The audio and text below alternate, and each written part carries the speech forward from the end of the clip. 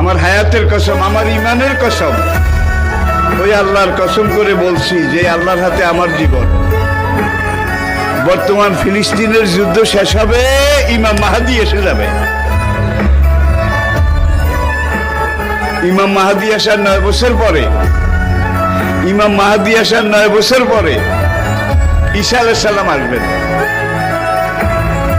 আর ইমাম মাহাদি আসার পরে 9 বছর, এটার মধ্যে দাজ্জাল তার আবির্ভাব ঘটবে।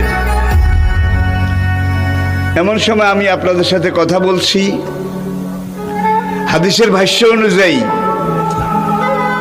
মনে করেন দাজ্জাল আপনার বাড়ির দরজায় এসে দাঁড়িয়েছে।